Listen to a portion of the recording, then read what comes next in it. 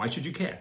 Hi, it's Roger Hamilton again with the next episode of Entrepreneur TV, where we're going to be talking about just how much trust is breaking down the world and what you as a small business owner can do about this. But first of all, let's just talk about Greg. Imagine that you were 20 years ago living with your parents and you came up with a whole new way of exercising. And imagine you called that CrossFit. You then started spreading the word, actually going out and getting licenses. And then 20 years later, you had 15,000 gyms around the world that had been set up as CrossFit gyms. CrossFit has become a global phenomenon. It has now got its own games called the CrossFit Games, and it has celebrities that are there competing as athletes and are being followed by people all over the world. And in terms of value, BBC reports that the CrossFit brand is worth $4 billion. So why did Greg quit? Well, let's have a look at some of the stories to just see what happened and how it happened, starting with this article from The Guardian. CrossFit CEO Greg Glassman resigns after offensive George Floyd and coronavirus tweets. After reporting that he quit, it says that the move comes after a pair of offensive tweets by Greg on Saturday in response to a tweet from the Research Center Institute for Health Metrics and Evaluation, which stated racism is a public health issue. Glassman tweeted, "It's Floyd 19. He went on to say, "Your failed model quarantined us, and now you're going to model a solution to racism. George Floyd's brutal murder sparked riots nationally. Quarantine alone is accompanied in every age and under all political regimes by an undercurrent of suspicion, distrust, and riots. Thanks." So what happened after this? Well, first of all, Adidas, who owns Reebok, the main sponsors, pulled out all their sponsorship of CrossFit. Over 1,000 media articles were written, which were all negative about Greg. Over 1,000 of his affiliated gyms actually quit the CrossFit brand. More than a dozen of the sanctioned events also pulled their branding. And most of the athletes that became celebrities through their CrossFit championships ended up condemning the words of the man who had come up with CrossFit in the first place. Warren Buffett famously said it takes 20 years to build a reputation and 5 minutes to ruin it. If you think about that, you'll do things differently. Well, Greg literally took 20 years to build his reputation and literally took 5 minutes to ruin it. So what is it that we can learn from what Greg went through, and what is it that we should be doing ourselves, whatever size business you have, to be a leader today? Because in today's crisis, whether it is the health crisis, whether it's the crisis with our governments, whether it's the crisis that's happening with racial inequality, these are all crises which are breakdowns in trust. And in times of crisis, there are 3 big C's that make up what a leader needs to do, which is all around their character, all around culture, and all around community. So character is about what you're doing when others aren't looking. It's your values. And when you become a business owner, then you express that character in your culture. So if character is about what you're doing when people aren't looking, well, culture is what your team is doing when you're not looking. And what's happening today is that more and more CEOs are realizing that they are not just leading a company, they're leading a community. Even if it's a small community, it's a community that is sharing the same culture. And if you do not sync your values, your personal character to the values of your community, then there's going to be a break, and it's going to be sync as in S-I-N-K versus sync as in S-Y-N-C.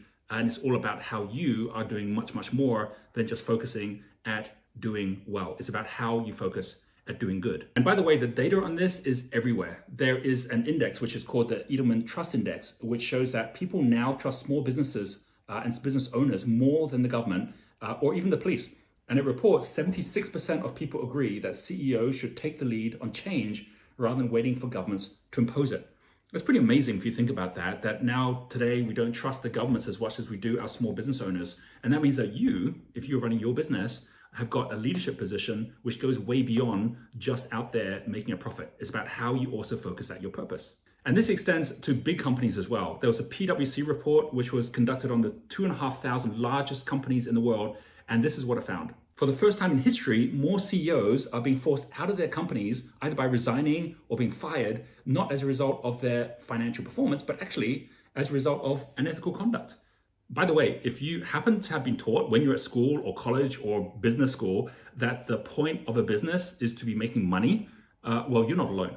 It was back in 1970 that the economist Milton Friedman came up with a definition for the corporation, which was that it was there for the sole purpose of serving the shareholders, to make a profit. But it was a year ago, in August 2019, before the crisis actually came about, that 200 CEOs from America's Round Table got together and redefined what a business is all about. They said that a company has a responsibility far beyond just the shareholders. As you can see here, it says we commit to delivering value to our customers, investing in our employees, dealing fairly and ethically with our suppliers, supporting the communities in which we work, and only at the very end does it say generating long-term value for shareholders.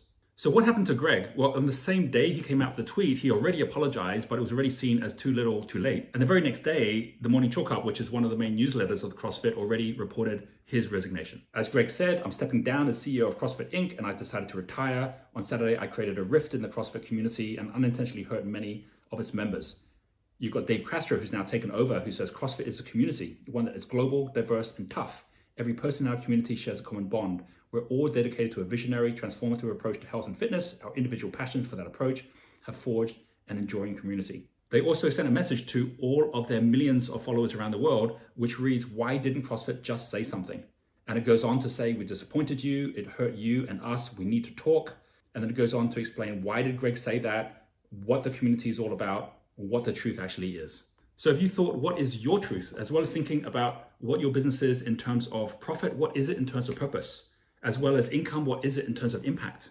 I think about this a lot. In all the mentoring that I have done, almost always the biggest struggle people have in building their teams or even attracting the right customers is that they're thinking a lot about what they're going to do, but not enough about why they're going to do it. They'll often complain about the culture of the people that they're working with, but they won't look deeply enough in terms of what their own character is. So what are your values? If you were to write down your key values and to what extent are you actually putting them into the culture of your team, into your community, what would be your top 10? The ones that are most important to you, the ones that will be part of your legacy. As that saying goes, if you don't have something to die for, then you don't have anything yet to live for. And once you decide on exactly what those values are, how are you going to make sure that your customers know about these, that your team knows about them as well? And how do you bring them into this conversation too? We're in crisis times right now where trust is so low. Everyone's looking for trust right now and those that can be trusted, which means that you are in a position right now to be able to be lifting yourself up to be in that leadership position. For Greg, for CrossFit, everyone's going to survive, everyone's going to move on, and maybe even become stronger for it as well. But the big lessons from here is realizing that, and whenever there's a crisis, that's when true character actually gets forged. It's when every one of us has to look deeper in terms of who we are and what is the message that we're actually projecting.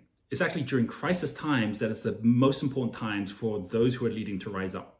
As Martin Luther King said, it's always the right time to do the right thing. If you resonate with this message, please do like this video, please share it with the people that you care about, and do subscribe to this channel so that as we go through the next stages of this crisis, we can see the examples of not just what to do, but what not to do in the not just days, weeks, but months and years. Thanks very much for watching, and I will see you on our next episode of Entrepreneur TV.